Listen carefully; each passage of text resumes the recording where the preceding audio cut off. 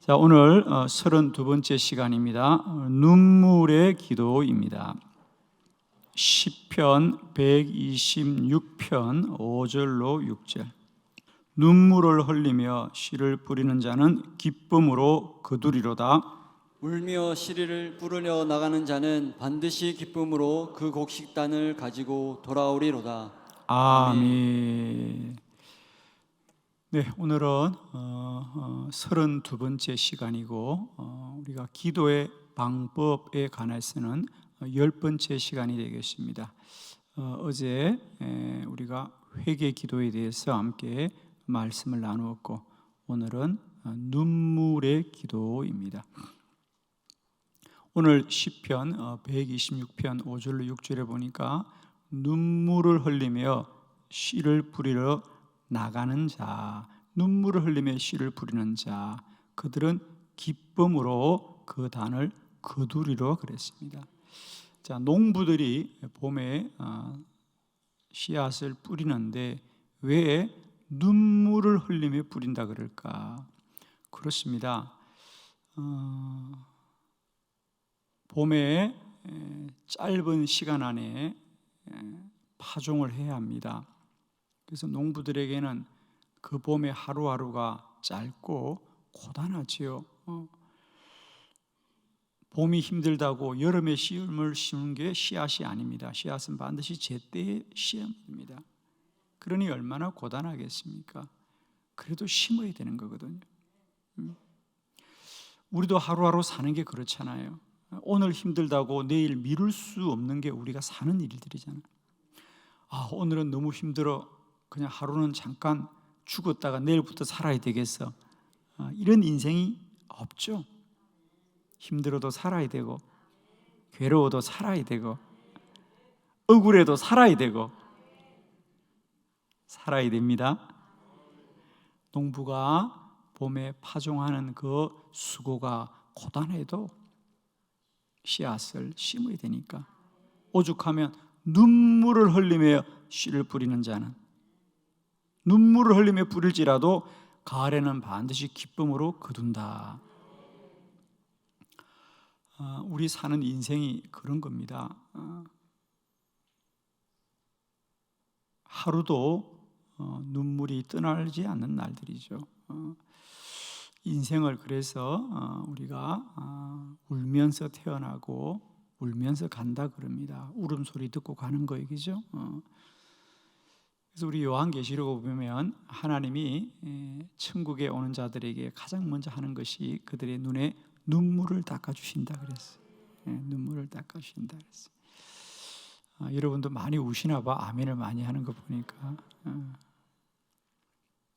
근데 우리 인생길에 이 눈물을 무엇이 그치게 할 것인가? 그렇습니다. 울기만 하면 계속 울어야 됩니다, 여러분. 울기만 하면 늘 울어야 되지만은 눈물로 기도하면 눈물이 그칩니다.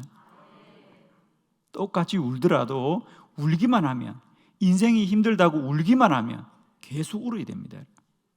그러나 똑같이 울더라도 눈물로 기도하면 눈물이 그칩니다. 눈물의 기도가 눈물을 그치게 합니다. 이제 우리가 울지 말고 울면서 기도합시다. 인생은 누구나 힘듭니다, 여러분. 우리가 어떻게 살고 어디서 살고 무엇을 먹어도요, 이렇게 먹어도 저렇게 먹어도 사는 인생은 다 힘든 거예요, 여러분. 우리는 그런 환상이 있어요. 야, 저렇게 큰 집에 사는 사람들은 걱정이 없겠다. 집이 너무 커서 걱정이에요. 정말입니다, 그죠? 가진 것은 가진 대로 걱정이요, 또 없는 자들은 없는 대로 걱정이에요. 우리는 흔히 또 가진 자들이 어쩌다가 한적한 시골에 오면 또 그렇게 말해요. 저 시골에 소박하게 사는 사람들은 참 평화로웠겠다. 여러분, 시골에 살아도 걱정은 또 있어요, 다. 우리는 그런 생각이 있다고요. 갖지 못한 자는 많이 가진 자를 보면은, 야, 저 대글 같은 집에 사는 사람은 정말 걱정 근심이 없겠다. 가진 자는 가진 대로 걱정이 많고 없는 자는 없는 대로 걱정이 많고 참 말입니다, 여러분. 그런데 눈물 없이 살 수 없는 인생 가운데 이 눈물을 그치게 하는 길은 기도하면, 눈물의 기도가 눈물을 그치게 한다. 저는 그동안 9가지 기도의 방법들에 대해서 말씀을 드렸습니다. 우리가 금식하면서도 기도하고, 부르짖으면서도 기도하고, 우리가 방언으로도 기도하고, 선포하면서도 기도하는데, 그 많은 기도 중에 우리가 눈물을 흘리며 구하는 기도, 눈물을 흘리며 구하는 기도, 우리 기도 가운데 우리가 좀 많이 울 수 있기를 원합니다. 우리를 한번 점검해 보세요. 우리가 언제 울었던가, 그죠? 우리가 주님 앞에 세상을 살면서는 많이 우는데 우리가 기도하면서 우리가 울어본 적이 참 아득해요. 교회 다니는 분들이 그랬습니다. 옛날에는 기도하면서도 많이 울었는데 요즘은 기도하면서 울어본 적이 없다는 거죠. 스펄전 목사님은 그렇게 말했습니다.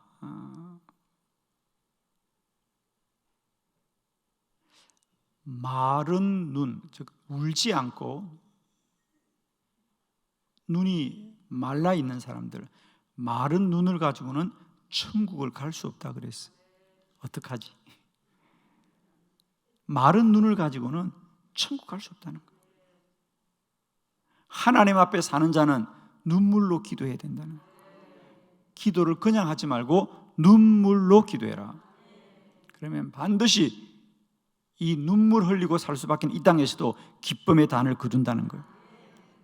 세상 사람들은 다 울면서 사는 이 세상인데, 울면서 살 수밖에 없는 이 세상일지라도 눈물로 기도하며 기쁨으로 산다는 거죠. 눈물의 기도가 이렇게 우리에게 기쁨을 주는 3가지 이유가 있습니다. 우선 서론입니다. 여러분 좀 받아 적어두면 도움이 될 것인데요. 왜 우리 성경에 보면 눈물의 기도가 반드시 응답이 되느냐? 첫 번째, 눈물의 기도는 뭐냐? 간절한 기도이다. 눈물을 흘리며 기도하는 사람은 간절한 기도예요. 사무엘상 1장 10절의 말씀 다 같이 시작. 한나가 마음이 괴로워서 여호와께 기도하고 통곡하며. 아멘. 한나가 아이를 갖지 못했죠. 그래서 마음이 괴로워서 여호와께 기도하되, 그냥 기도할 수가 없어요. 큰 소리로 울면서 기도하더라. 눈물의 기도가 반드시 하나님의 은혜를 입는 첫 번째 이유는, 눈물의 기도는 간절한 기도이다. 저는 우리가 이 세상에 다시 한번 우리가 기도하되 우리의 기도가 좀 더 간절한 기도가 되기를 원해요, 여러분. 그런 말이 있습니다. 무엇을 하든지, 우리가 무엇을 하든지 간절하게 바라는 것은 무엇이든지 이룰 수 있다는 거죠. 그런데 아직도 이루지 못했죠. 다시 한번, 우리가 무엇이든지 간절하게 구하면 다 이룬다 그래요. 그런데 여러분, 이루셨습니까? 못 이루셨습니까? 못 이뤘다고 빨리 말해. 그건 왜 그런지 알아요? 아직도 덜 간절해서 그래. 조금 더 간절하면 이루실 수 있어요.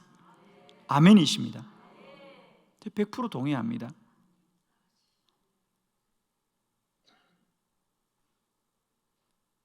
간절히 원하면 무엇이든지 이룰 수 있어요. 근데 아직도 이루지 못한 건 왜 못 이루었느냐? 간절함이 부족하기 때문에. 간절함이 부족하기 때문에. 울면서 기도하는 사람들은 어떤 사람들이냐? 간절한 사람들이에요. 한나, 아이를 갖고 싶은 마음이 간절한 거.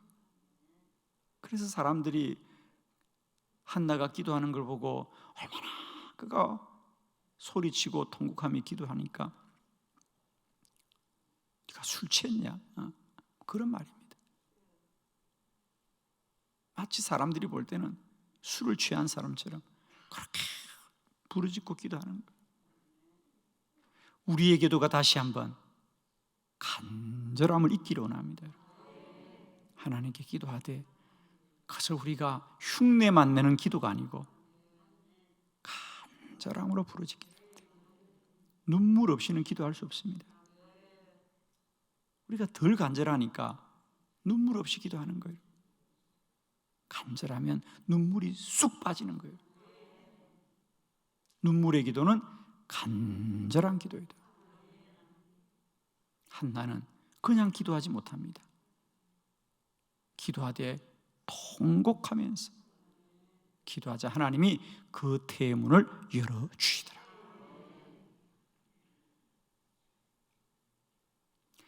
내일 우리가 11번째 주제가 문을 여는 기도, 특히 우리 성경에 태의 문이 열렸던 것을 제가 말씀을 함께 나눌 겁니다. 내일 다 열려지길 원합니다. 아멘. 두 번째, 눈물의 기도가 왜 반드시 응답이 되느냐? 눈물의 기도는 연약한 사람들의 기도입니다. 연약한 기도이더라. 약한 사람이 기도할 때 울 수밖에 없어요. 마태복음 5장 4절 다 같이 함께 봉독합니다. 시작.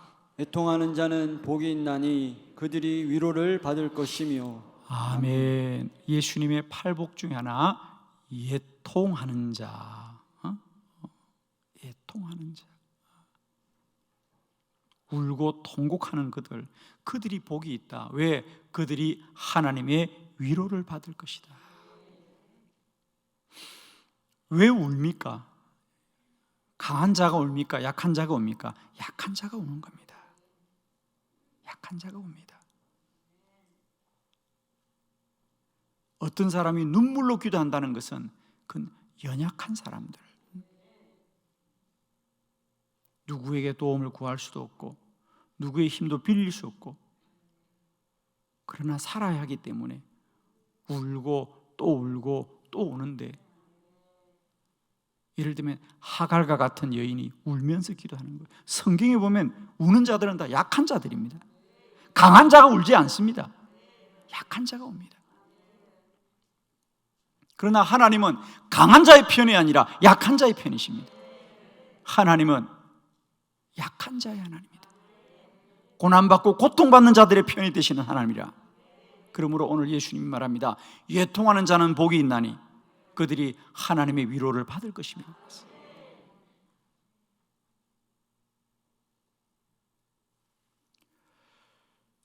기도는 아무것도 할 수 없다고 생각하는 자들이 하나님이 무릎 꿇는 게 기도죠. 자신의 힘으로 할 수 있는 자는 결코 무릎 꿇지 않습니다. 그러므로 눈물의 기도는 연약한 자들의 기도. 하나님은 그 연약한 자들, 넘어진 자들을 일으키시고 그들의 손을 잡아주시는 하나님입니다.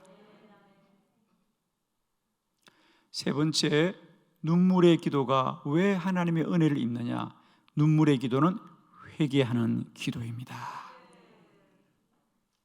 자신의 삶을 되돌리는 자들이 우는 거 아닙니까? 그죠? 에스라 10장 1절 말씀 다 같이 시작.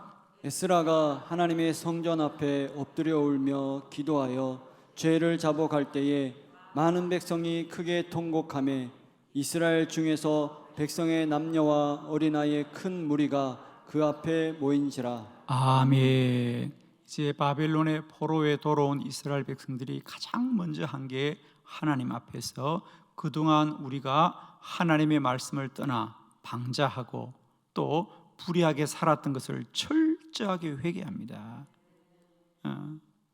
그러면서 에스라가 먼저 성전 앞에 엎드려 울면서 죄를 자복할 때 많은 백성도 크게 통곡하면서 하나님 앞에 회개하더라. 그렇습니다. 우리가 뉘우칠 때 눈물이 나죠. 정말 내 삶이 어리석었구나, 통회하게 될 때 눈물이 나오는 것입니다. 하나님은 회개하는 자들에게 은혜 베푸십니다. 그들의 죄가 주홍빛 같을지라도 하나님은 그들을 흰 눈 같게 하시는 은혜를 베푸시는 하나님이시다. 축복하기는 다시 한번 저와 여러분의 기도의 자리에서 눈물이 회복되기를 원합니다. 많이 우는 자가 됩시다. 하나님 앞에 많이 우는 자가 사람 앞에 웃을 것입니다. 그러나 사람 앞에 웃는 자들은 하나님 앞에 눈물을 쏟을 수밖에 없어요. 할 수 있으면 우리 많이 우는 자가 됩시다. 간절함으로 울고, 연약하여 울고, 회개하여 울 때에 하나님은 반드시 그들에게 은혜 베푸실 줄 믿습니다. 자, 오늘 저는 본론에서 우리 성경에 눈물의 기도가 하나님께 어떤 은혜를 입었던지 이런 말씀들을 몇 가지 살펴보면서 우리에게 다시 한번 그래, 우리가 좀 더 많이 울어야 되겠구나. 우리가 그동안 정말로 기도하되 눈물 없이 그저 흉내만 내는 기도를 하지 않았나. 다시 한번 돌아보면서 우리 성경 가운데 눈물의 기도자들을 함께 만나보도록 합니다. 여러분 가지신 교재를 참고하면서 첫 번째, 눈물의 기도는 고난을 이기게 합니다. 시편 56편 8절로 9절을 교독하겠습니다. 8절, 나의 유리함을 주께서 계수하셨사오니 나의 눈물을 주의 병에 담으소서. 이것이 주의 책에 기록되지 아니하였나이까? 내가 아뢰는 날에 내 원수들이 물러가리니 이것으로 하나님이 내 편이심을 내가 아나이다. 아멘. 다윗의 기도인데 다윗은 오늘 하나님께 하나님, 나의 눈물을 주님의 병에 담아 주소서. 왜? 나의 유리함을, 내가 이 세상에 떠도는 것을 주님이 계수하셨습니다. 주님은 알고 계신다는 거예요. 다윗은 지난 10년 동안 그를 죽이려고 하는 사울 왕을 피하여서 광야를 유리 글식하면서 하루하루를 그의 침상을 눈물로 적시면서 새벽을 맞이했다 그러잖아요. 돌아보면 다윗, 그는 정말 눈물의 삶이었습니다. 그래서 그의 시편을 보면 내가 밤마다 나의 침상을 눈물로 적시나이다. 그래서 다윗은 얼마나 눈물을 많이 흘렸으면, 여러분 다윗이 위대한 건 그가 힘이 있는 자가 아니라 하나님 앞에 눈물로 간절히 구하는 자였다는 거죠. 나의 유리함을 주님이 아시오니 나의 흘리는 눈물을 주님의 병에 담아 주소서. 눈물을 병에 담아둘라는 말이 무슨 말이냐? 유대인들은 이 말의 뜻을 알고 있습니다. 유대인들은 실제로 눈물병을 가지고 있습니다. 우리로 보면 제가 보니까 조그마한 향수병 같은 조그만 병들을 가지고 다닙니다. 그러다 그들이 울 일이 있으면요, 울 때에 우리는 눈물을 손수건으로 닦아버리는데 그분들은 그 눈물을 병에 담아둔대요. 특히 자녀들을 키우다가 아이들이 그들을 속상하게 하고 그러면 혼자 울면서 그 눈물을 병에 담아두었다가 그 아이들이 장가가고 시집갈 때 그 병을 준대요. 네가 이 눈물로 자랐다. 그러니까 기억한다는 거죠.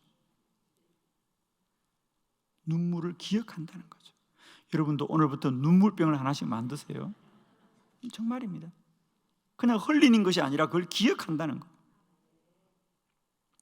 오늘 다윗이 나의 눈물을 주의 병에 담아둘라는 얘기는 나의 눈물을 기억하여 주옵소서.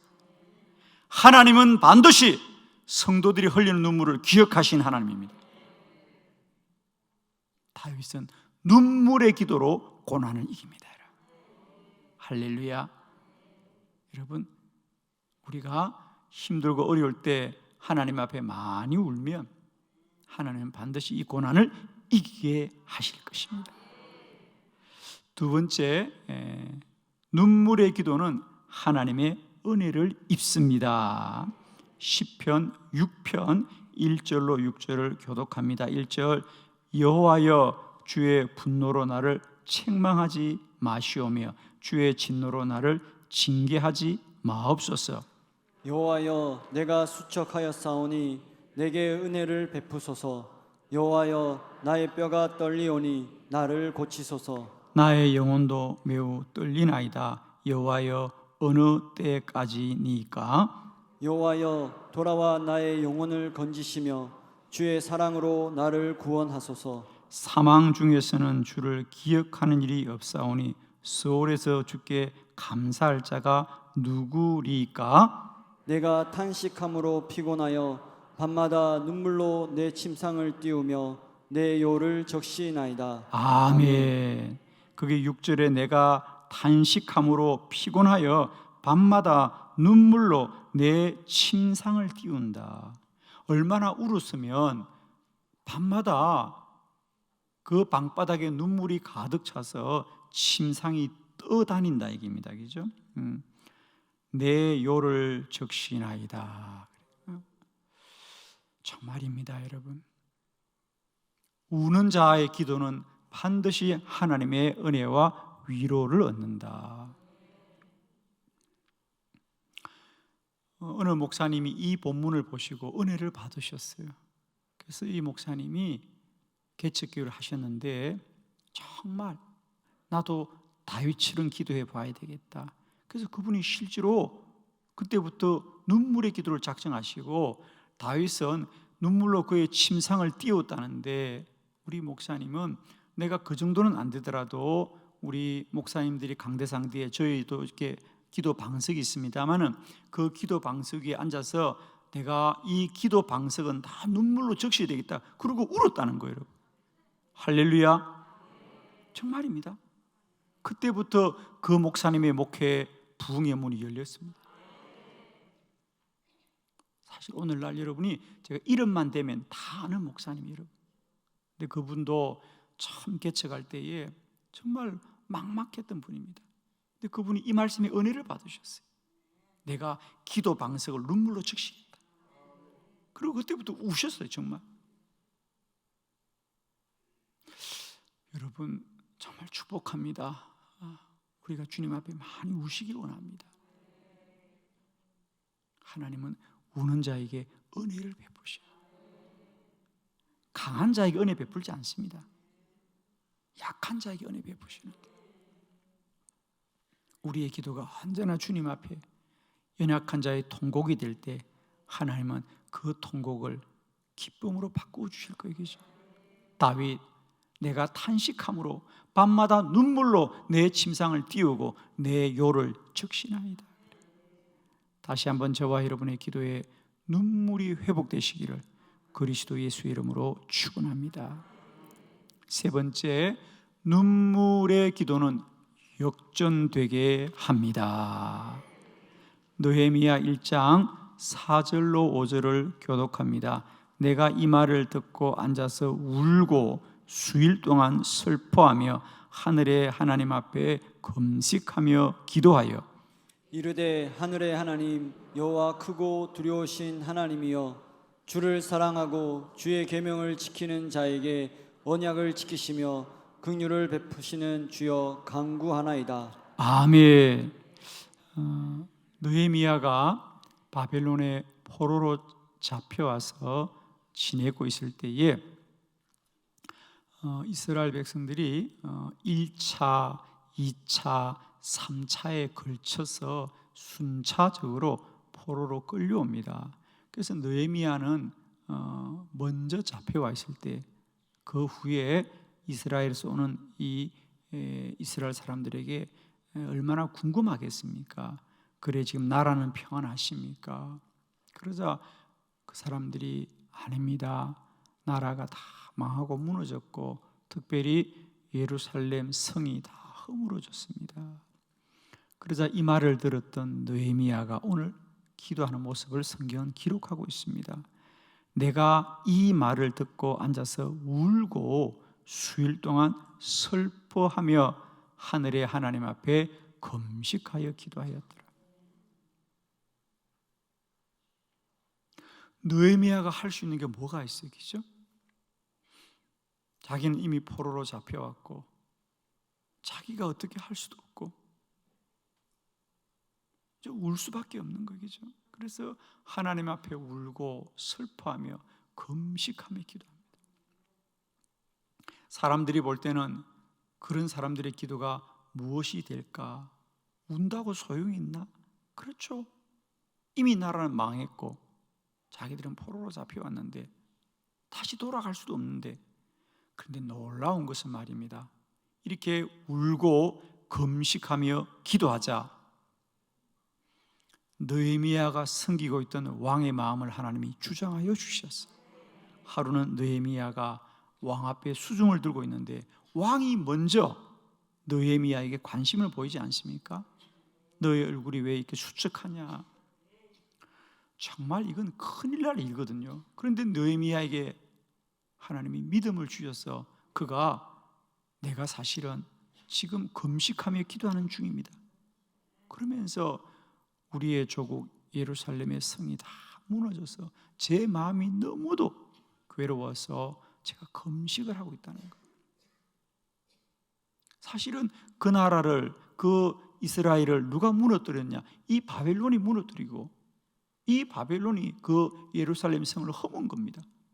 그런데 그 왕 앞에서 느헤미야가 그렇게 아랠 때에 그 왕이 화를 내지 않고 오히려 느헤미야를 불쌍하게 여겼어.